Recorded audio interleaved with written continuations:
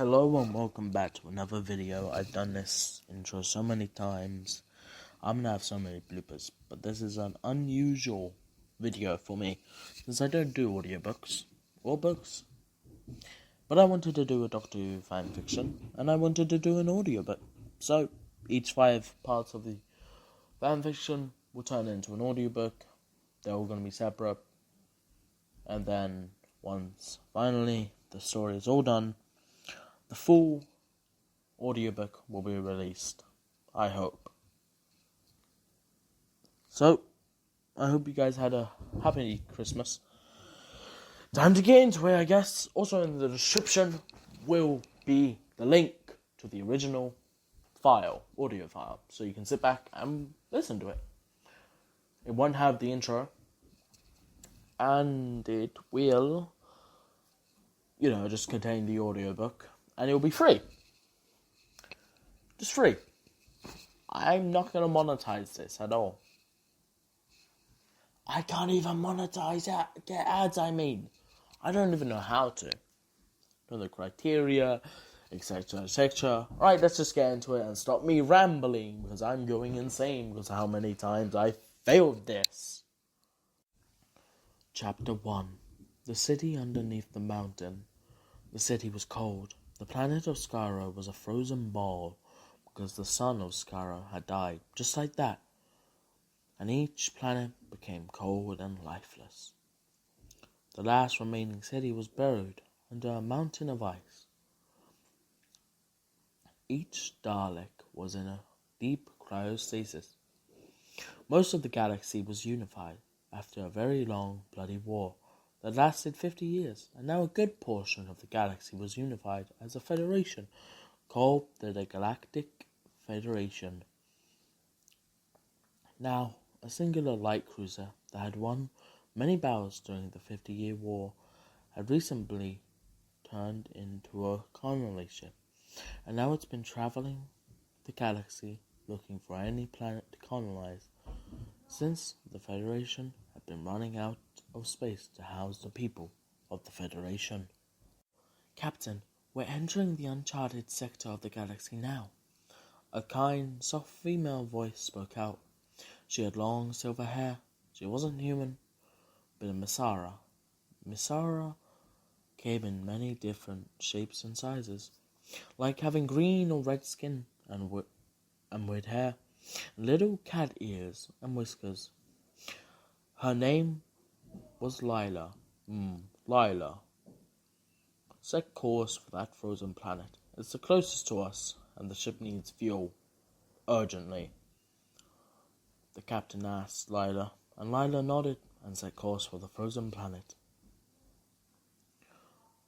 2 hours later, the ship began its final descent into the planet's atmosphere, and the very large and dark clouds made the surface almost seem like there wasn't a surface. But once they breached the clouds, they had immediately changed the automated course, because if they didn't, they would have crashed into a gigantic mountain. Once they landed on the flat area, the crew of the colony got ready to begin out the drills to hunt for any resource that may be under the thick ice. Captain, the computers are reading a small energy signature coming from underneath the entire mountain, and there seems to be a cave that leads right to it. A young man named Cree shouted out softly at the captain. This young man was quite tall. He had fluffy blue hair, and he wore the standard Federation naval uniform. Cree, there is no need to shout, but if that energy signature leads to, let's say, a civilization, then you can shout out at me all you goddamn want. The captain chuckled and smiled widely at Cree and gave him a thumbs up, and now there was a feeling of family in the air. Each of the crew members treated each other like family, an unbreakable bond. Cree then smiled widely. Okay, Captain, Cree shouted out once more, and the captain just laughed and smiled brightly once more. Lila, get an expedition team ready and have them travel into the cave. I want to know where that energy signature is coming from. the captain said in a light-hearted tone, and Lila simply nodded and left. An hour had passed, and the expedition team had set off into the very dark and cold cave. But luckily for them, their tundra suits kept them nice and warm. They had a military flashlight that lit the way ahead like a beacon. And oddly enough, Cree was there, just because he wanted to see the civilization. An hour had passed as they walked through the deep cave that seemed to never end. They hit an opening, well, more of a cliff. And Cree opened his bag and took out a cube and pressed a button on the side of it, and he threw it up into the air, and then with a loud ton of gears that echoed through the entire cave, the entire area was lit up, and now they could see the scale of what they were dealing with. This massive area was like a crater, and they were standing on the edge of it, and at the very bottom was a city that was out of this world entirely. Chapter 2. The Awakening. Cree scanned the area, and his face was full of shock, and so was the other members of the expedition crew. And he took out his communicator and turned it on and shouted out into the device with pure excitement in his voice. "Captain, we found a goddamn alien city!"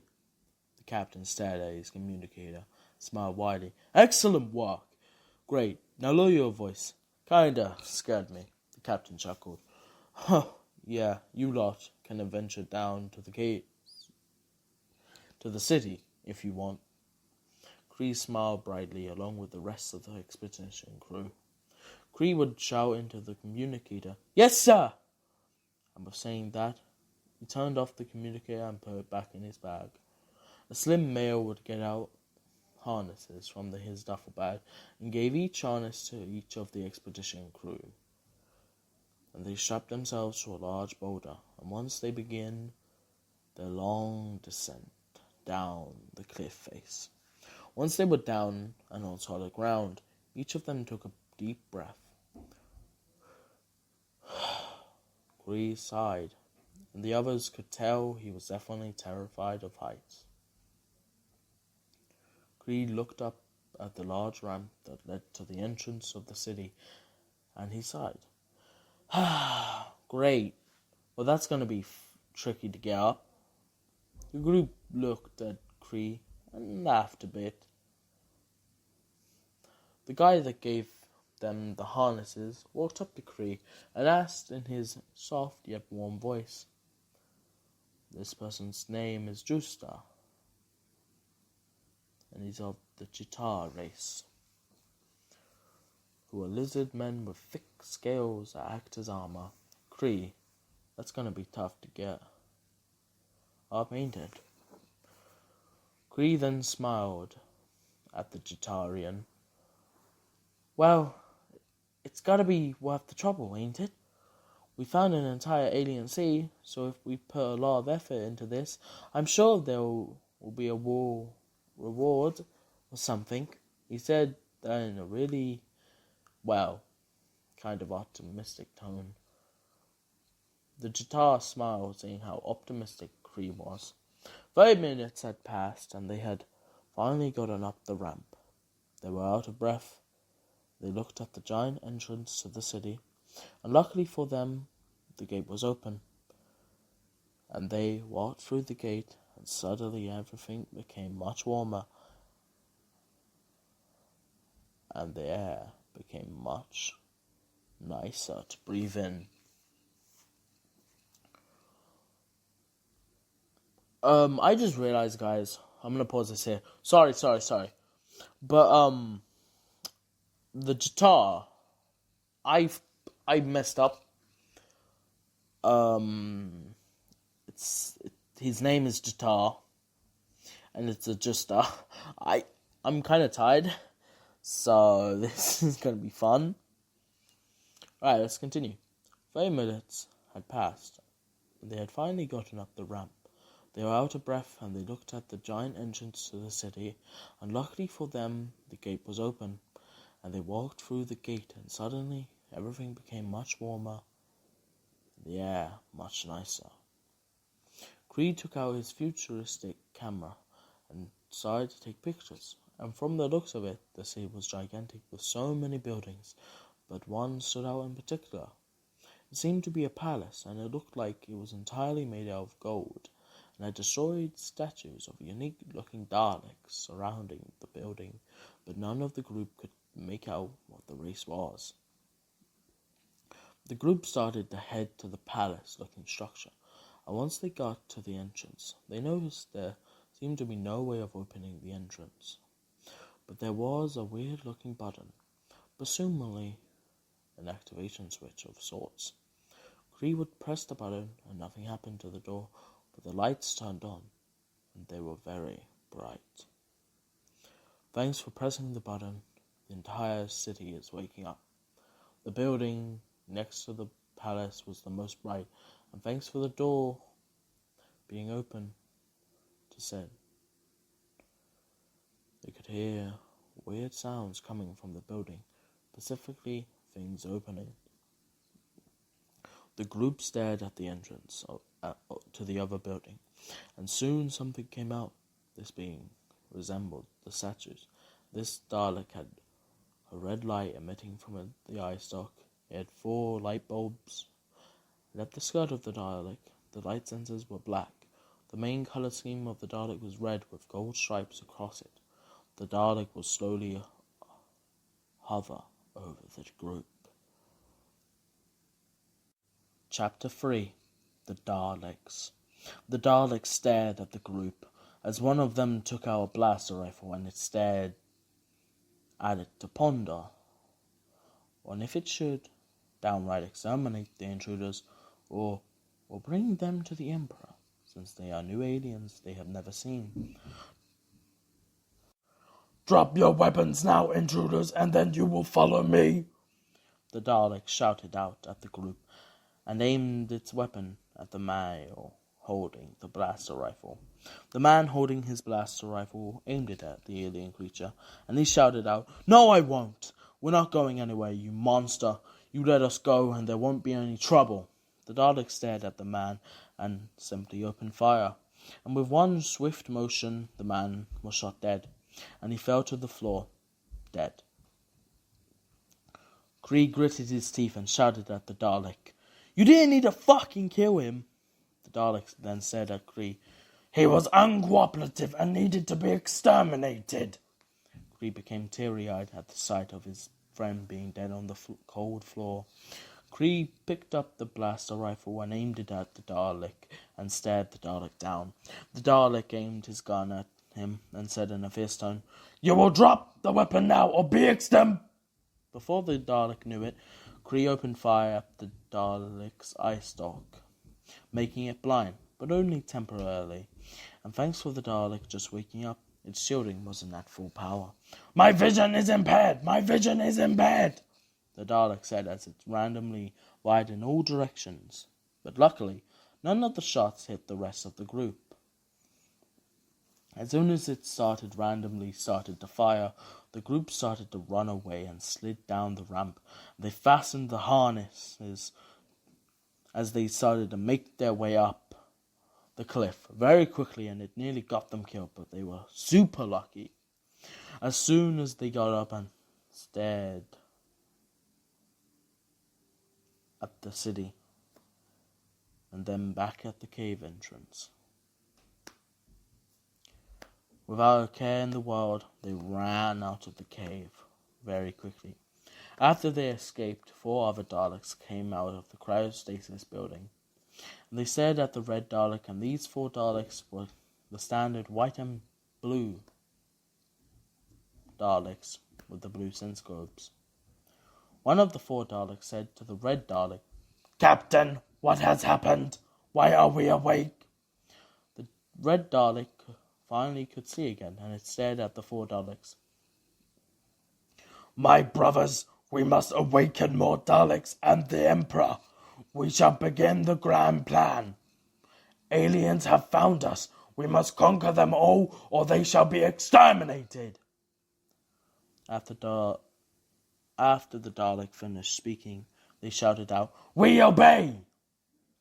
The 4 other Daleks will go back into the cryostasis building to activate the Daleks. The building holds in total 5 million Daleks of many types. The Red Dalek captain would begin to head to the palace and used his plunger to open the door and glided over to the throne room. Kree and the group ran up the ramp of the light cruiser, and Kree frantically ran to the bridge. "Captain! We have to get out of here now! Johnson is dead! They killed him!" Kree said as he ran in, and he fell to the floor crying.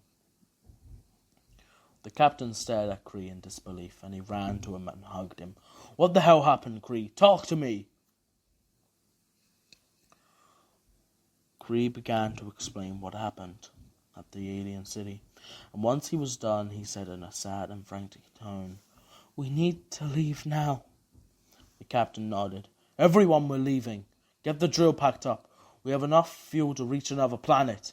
The Red Dalek entered the throne room, and the floor opened. Something was raised, and a Dalek sat on a throne. Chapter 4. The Dalek Emperor. The Red Dalek stared at the Emperor, and it moved back a bit in fear, since it knew the true, raw, unadulterated power of the Emperor. The Emperor Dalek was a gold-orange color, and its eye socket emitted a faint white light. It had 6 light bulbs on the sides of its head, 3 for each side, making a total of 6. Each time he spoke, the light bulbs lit up with a bright purple. His sense globes were a crimson red. It was a lot beefier than the rest of the Daleks, and thanks to his throne pedestal, it was a lot taller when it was on the throne.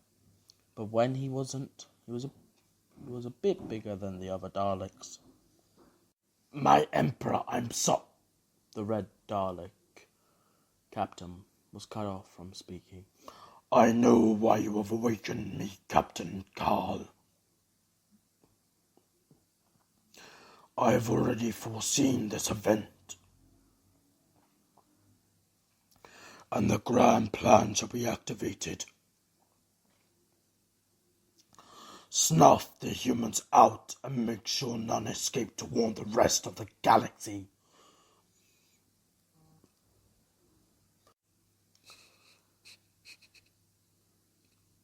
We shall take the galaxy by storm, and the Dalek Empire finally will be reborn as the ultimate master race once more.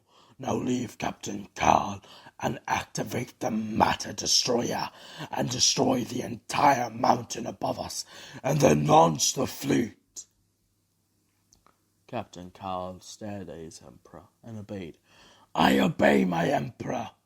Captain Carl would then leave the throne room, and when he left, the entrance to the throne room closed. Multiple cryostasis pods opened in the throne room, and 5 Daleks in total exited the pods, and these Daleks were very special. They were the Supreme Council. Chapter 5. Bloodbath. The ship took off from the planet's surface, but before it could go anywhere, a shining bright, blinding white light surrounded the entire mountain, and then the entire mountain was gone, just like that, vaporized in a flash. This event had freaked out everyone on the ship, and soon the ship picked up massive energy signatures, and then the radar picked up ships taking off and heading straight towards them. "Captain, there are ships closing in on our position. What are your orders?" Lila said frantically, as she didn't know what the hell to do in this situation. "Stay calm, Lila. Everything will be fine. Get the old auto turrets online and have them target the ships, and draw power to the shields if they can vaporize an entire mountain. We can't afford to lose our shields, otherwise we will be dead. Get everyone to the front of the ship. If we lose the shield, we need to get them to target the back of the ship so we can split the entire ship in half and emergency warp out of here quicker. Lila nodded, and she activated the auto turrets, but it was too late. The Dalek saucers opened fire at the ship, and each hit took down the shields by 10%, and there were 5 Dalek ships, rapidly firing, causing the shield to drop like a fly being swatted. "Sir, the shields are down!" Lila shouted as the shields went completely down. The Dalek saucers stopped their bombardment as the shields dropped down, and from the hangar of the Dalek saucers, 100 Daleks flew out and used their anti-gravity technology to fly to the enemy ship's hangar, and they penetrated right through the hangar's raised shield and landed. The 100 Daleks opened fire on the people inside the hangar, and it was a true massacre as the Daleks indiscriminately killed the workers, guards, and families that was in the hangar. "Legion Commander, what are your commands?" A bronze Dalek said to the black Dalek that resembled Dalek Sec. "We shall go room to room, exterminating each alien life form we come across. Leave nothing alive." The Legion leader shouted out with a burning hatred and passion in his voice. For Daleks, that is. The 99 other Daleks all then said at the same time, very in sync with each other, "We obey!" "Captain, the creatures have... Take guards. Everyone in the hangar is..." Lila said in an almost broken tone, since her grandmother and mother worked as an engineer in the hangar room. "Lila, everything is going to be okay. We will get out of here and avenge their death. Creed, stop having a panic attack. I need both of you, please," the captain pleaded to Lila and Creed. Creed rubbed his eyes of the tears and breathed more calmly. "Okay," he said in a defeated tone, and got up and rushed out of the room to gather everyone he could. Lila couldn't stop thinking about it, and now she was having a true mental breakdown. "Lila! God damn it! Kenny, sedate her now, before she gets worse. God damn it, I can't speak!" Kenny, the chief medical officer, did as the captain said, and quickly sedated her. "Take her to her room." "God damn it, I can't speak!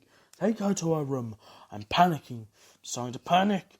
We need to cut the other half off now," the captain said as he stared into the monitor that displayed many camera screens, and the cameras at the back of the ship showed the Daleks indiscriminately killing everything they see, and they were sure taking their time with it. From the looks of it, the captain could see the Daleks taking pleasure in each kill, and that disgusted him to his core. "Legion Commander, this way is blocked by an impenetrable ray shield," a bronze Dalek told the Legion Commander. "Cut the other side now!" the captain shouted at Kree as Kree rushed in. "But Captain, there are more Kree was then cut off from saying anything else when the captain butted in. "I don't care. If we die here, then the millions will die. And if we don't warn the Federation, now pull the goddamn fucking lever!" the captain shouted out with fire in his voice. Kree obeyed his captain's orders and pulled the lever down next to the door. And just like that, the ship split in half, and the thrusters on the front section of the ship pointed down, and they were at full power in an attempt to keep the ship hovering. "Legion Commander, something has happened." The bronze Dalek was cut off from speaking as they fell crashing down to the planet. "Activate the warp drive now. Get us the hell out of here," the captain shouted at the top of his lungs. Kree followed the captain's order like a good little puppet and activated the warp drive. And just like that, they were gone. "Legion Commander, are you all right?" A bronze Dalek asked its commander in a concerned tone. "I am functioning, but I have received damage. Lockhart, give me a status report."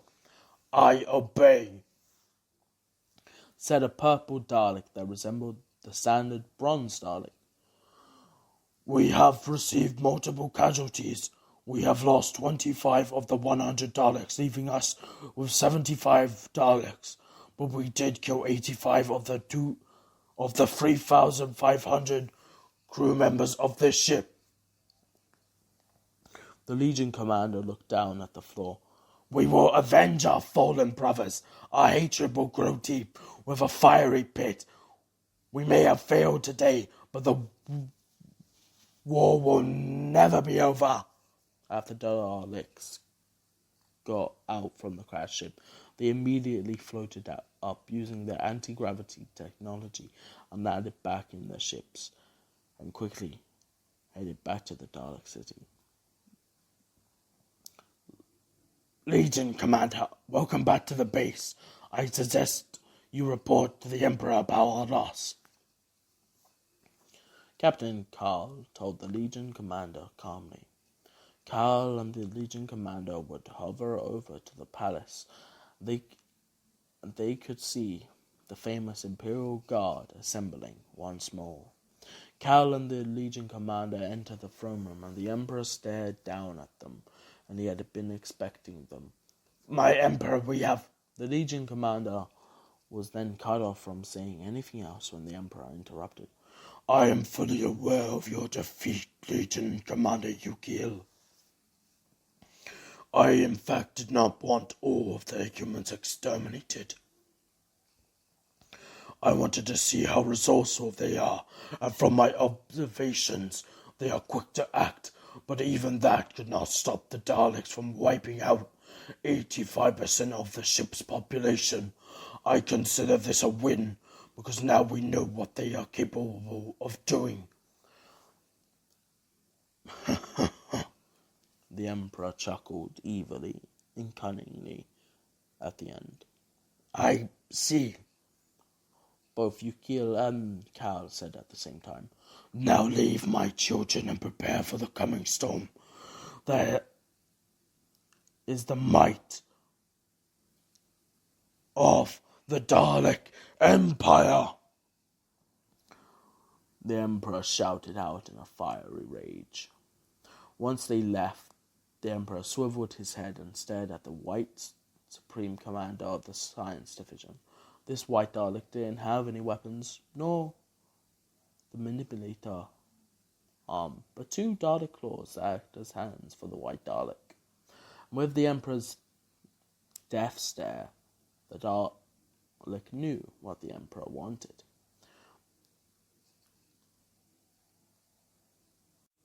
My Emperor, the device shall be done in 1,000 days, approximately 2 years, 7 months, and 3 days.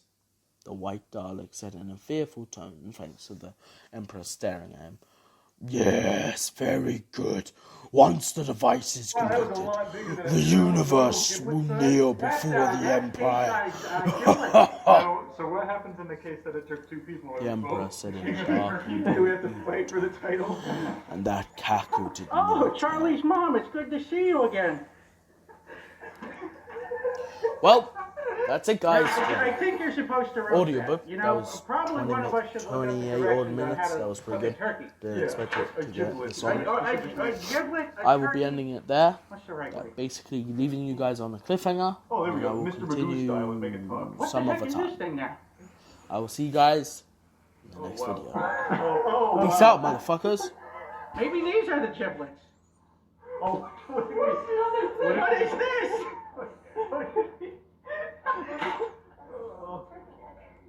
Is that supposed to say in the turkey?